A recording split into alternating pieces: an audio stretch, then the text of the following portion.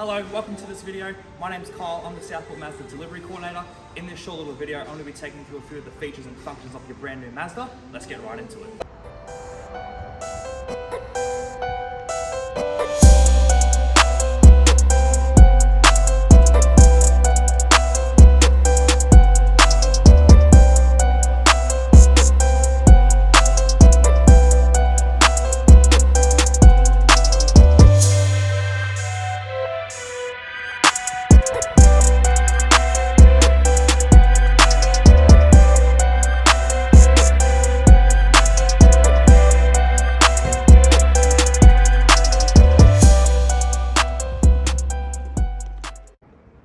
Starting this video off on the outside of the car, first of all, how to get into the car.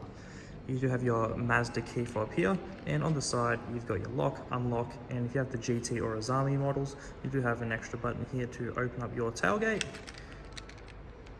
Press the button to unlock the car, or if you have a Touring, GT or Azami, you can use your little black dot here on the door handle. Walking up to the car with the keys on your person, you can press the black dot to unlock the car. Mirrors will fold out, and you can press it again to lock. First of all, we'll start with the boot of the CX-9. Now on this GT model, I'm just going to press and hold the electric tailgate button to open up the boot.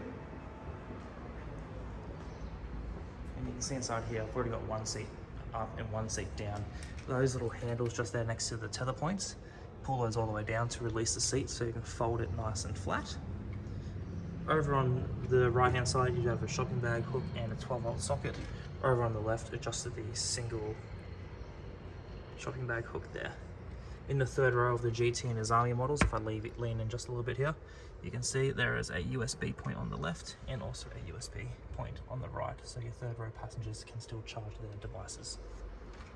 The way to access the third row of seats is through the middle row.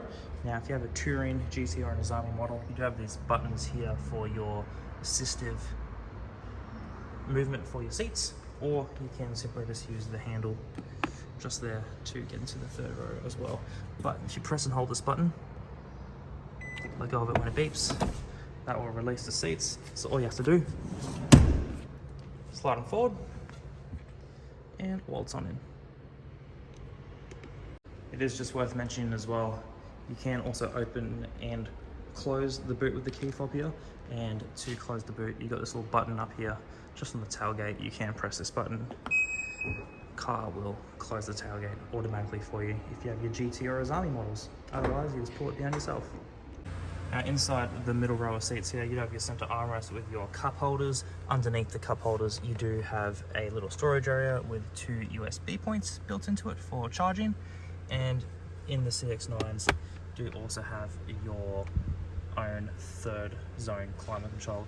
In the GT and Azami models, you can see here, do have heated seats on both sides, and all the controls down the bottom are the same throughout all the models. As well as the heated seats, GT and Azami models also get the built-in curtains. Stepping into the car here, all CX-9 models are your push button start. So when the keys are in the car, you place your foot on the brake pedal, press your start stop engine button, and that'll bring everything into life. First thing to point out, over on the right hand side of the steering wheel here, you do have this little panel of buttons. This is your selection of safety buttons. You do have this button here, I-stop off. This will disable the CX-9's I-stop system when the engine stops and starts at traffic lights. Just to the right, you've got your parking sensors. If you're not sure whether they're turned on or not, you just press it until you hear this noise. That's how you know they're activated. TCS is for your traction control systems. This is how you can turn your traction control off if you so wish. And over here on the right, bottom right, is how you can turn off the car's built-in lane support. And if you have a GT or Azami model, you can press and hold this button here, and that will open up your electric tailgate. You can also press and hold it to close it as well.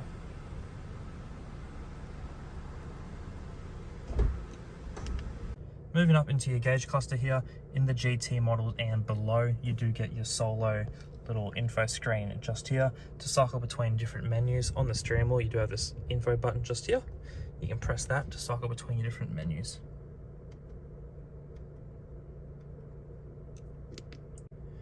Moving to the right hand side of the steering wheel, you do have your controls here for your adaptive cruise control, on, off, set plus, set minus, and then you got your down and up arrow just here to choose the distance to the car in front of you. These buttons, as you press them, do come up on the car's built-in active driving display. So if I turn the cruise control on, you can see cruise control comes up there on the right, and if I press the up and down arrows, you can see you can choose your different distances to the vehicle in front of you. Just behind your cruise control buttons, you do have the car's indicators and also headlight controls. Headlights in all CX-9 models are automatic, or you can obviously manually turn them on. Over here on the left, you do have the buttons and controls for your media. You have your answer the phone and hang up the phone, plus, minus, and mute, and you got your arrows to cycle between your music, and as I mentioned before, the info button to switch between your info screen.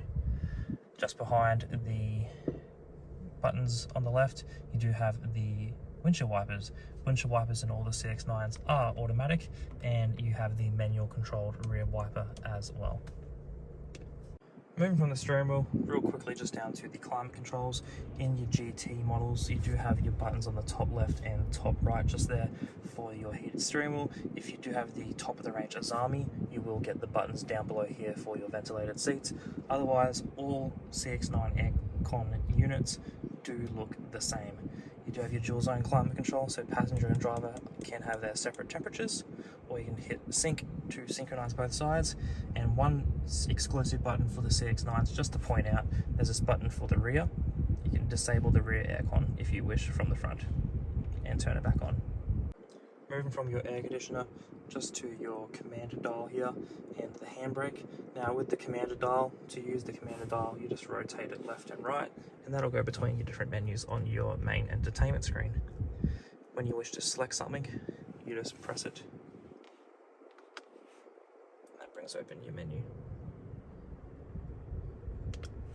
Down at the dial as well, there's a few buttons situated around it. This button down here is your back button, so you can go back a single menu.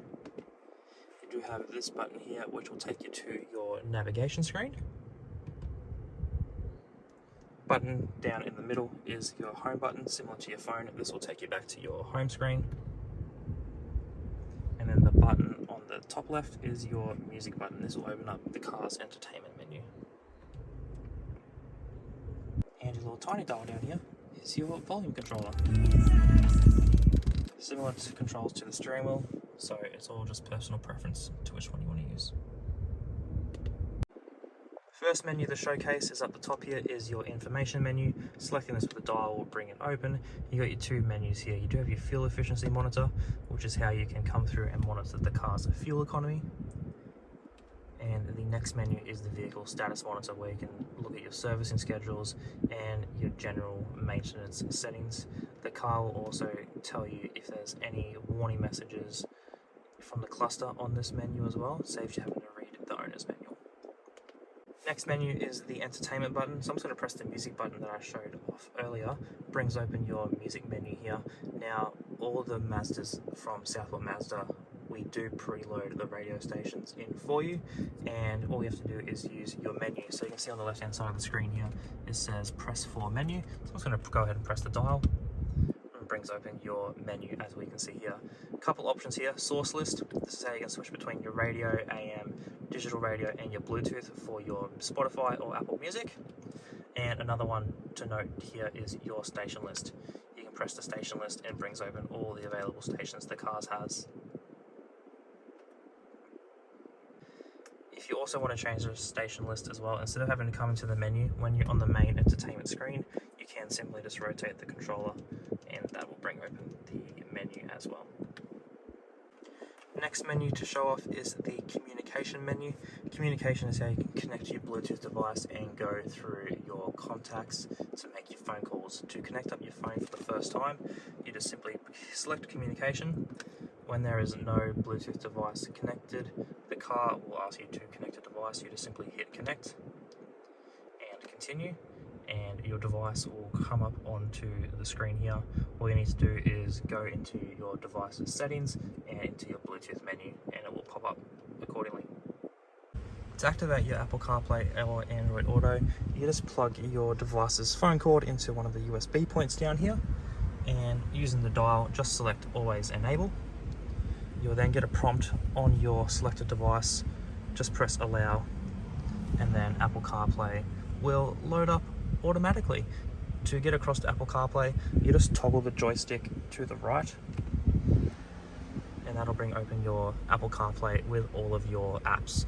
Now, when you press the home button down the bottom here, the home button will take you to the Apple CarPlay home screen as well. This is a split screen, so you got your Apple Maps on the right and your music on the left. You can press the home button again to go to all your apps and rotate the dial left and right to go between your different apps available to you. Next menu is your navigation menu. Similar to the radio before, you have this option again for your menu. So when you push the controller, it brings open your menu here, and from here you can select add destination. And here are your options. You've got your points of interest to search for places like your petrol stations, restaurants, ATMs. You can get the car to memorize home and work separately to your favorites, or you can simply search. Now, when you want to search for an address, you must make sure that the car is in park and the handbrake is turned on. Otherwise, the keyboard will be grayed out. But all you simply do is spin, press, and press to select the keyboard, and all your results come up on the right. When you find the result you want, just come down to the bottom where the little tick is and select him. Brings open all your results.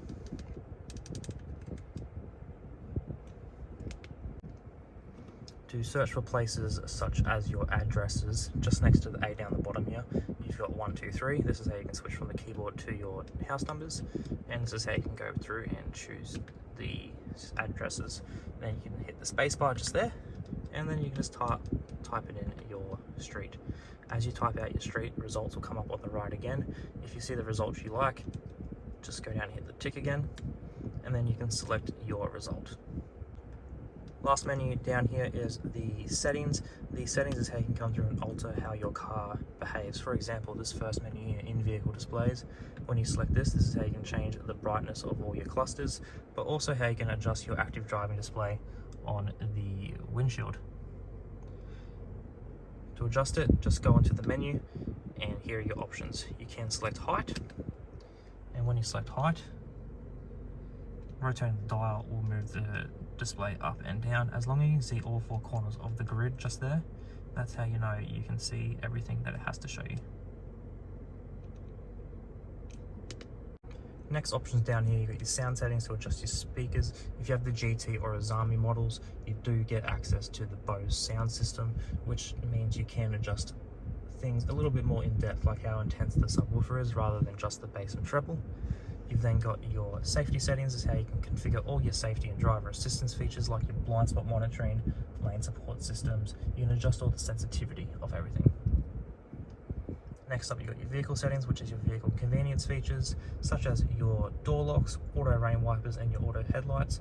If you have a CX-9 with the advanced keyless entry, the little black dots on the door handle, you can come into your doors function and activate your keyless walkaway auto lock function, which means the car will lock as you walk away from it.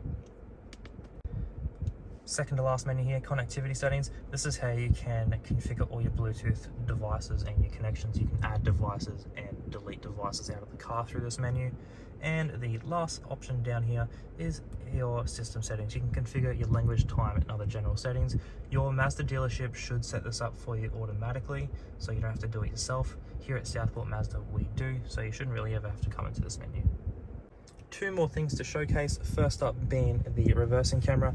Now this particular model that I am in is the GT model, so this might look different to yours, but this is your GT CX-9's reversing camera system here.